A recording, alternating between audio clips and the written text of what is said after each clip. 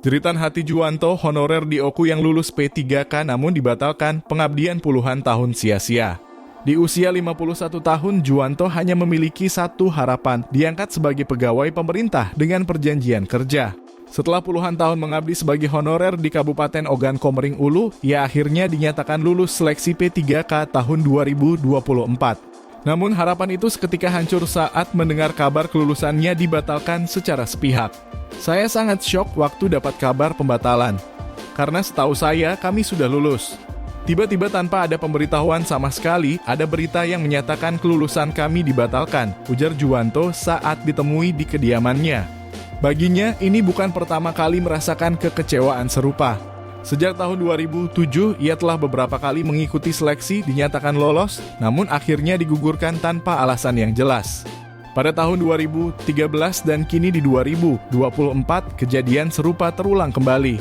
Kali ini, ia bertekad untuk memperjuangkan haknya.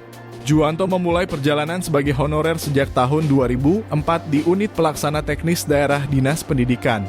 Namun setelah UPTD dihapuskan pada 2019, ia tetap bekerja sebagai tenaga honorer di Pusat Kegiatan Belajar Masyarakat di wilayah Oku. Meski statusnya berubah dari honorer K1 ke K2, ia tetap menjalankan tugasnya dengan penuh tanggung jawab.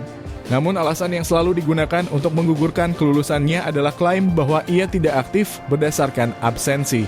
Padahal sebelum mengikuti seleksi, ia telah melengkapi semua persyaratan termasuk surat keterangan aktif bekerja dari Kepala Dinas Pendidikan Kabupaten Oku.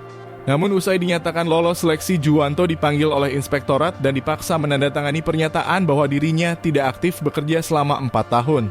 Kini di usianya yang semakin menua, Juwanto tak lagi bisa hanya berpasrah.